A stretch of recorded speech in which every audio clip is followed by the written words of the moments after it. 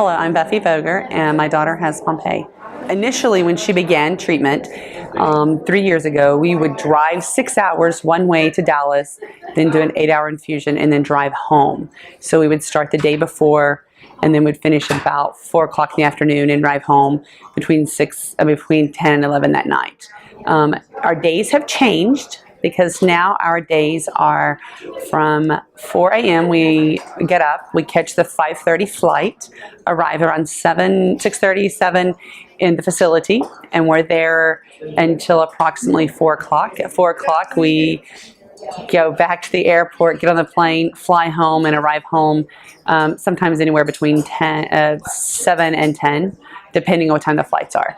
So that's our typical day for infusion for our family.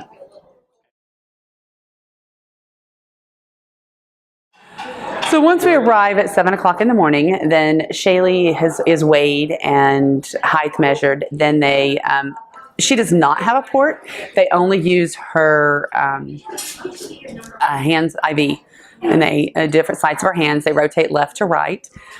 So for her, she has, they get the port, and once we're there, they release the medication. So it takes approximately an hour to make. So we're there for an hour with it's prep time for the medicine. After that, for 6.5 hours, she infuses. Then there's a 30-minute observation for Shaylee.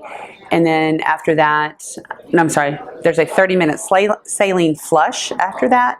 Then there's an hour observation for Shaylee. So that makes almost a 9-hour day.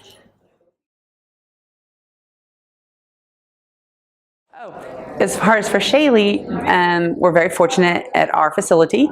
She has her own area, room, but it's really unique too, because all the kids start interacting. She walks around with a pole. Every hour she has to have blood pressure taken and all that. So she walks around with a pole. The kids play. I say the kids play.